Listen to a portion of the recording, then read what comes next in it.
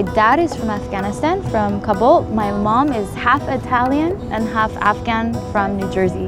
When I was a little girl, all of my dad's family, before I was born, they came as refugees and lived in our house. It was like this very special time because they were all together, like playing live music every weekend and having parties, and it was like they had to recreate their lives, and I was born in this environment.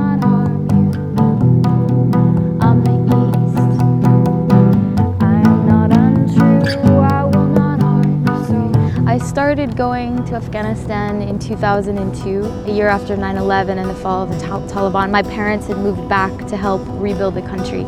Just looking out of the plane and seeing the mountains, I had this feeling I've never had in my life. Like, it was like so deep, this love, like, oh my gosh, this is my other home.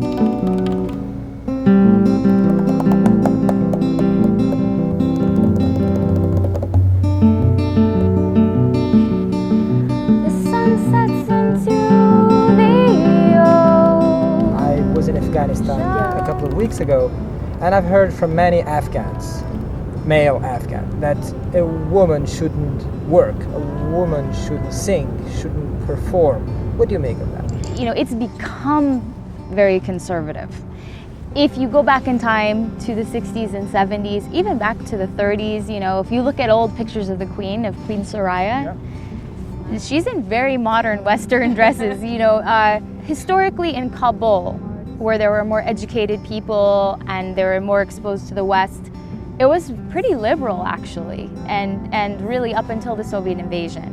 So it's sad because throughout the wars and the devastation of the population and the educated people leaving, and you know, there was such a void and so much conflict and such a lack of education all of a sudden, that fundamentalism and extremism was able to take root.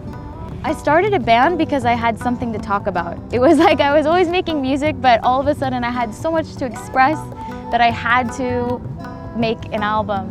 What happened to the older guys that couldn't play during the Taliban regime? Yeah. What happened to them? They are starting playing again? Yes. Well, Afghans are really adaptable. It's really only been 10 years since the fall of the Taliban.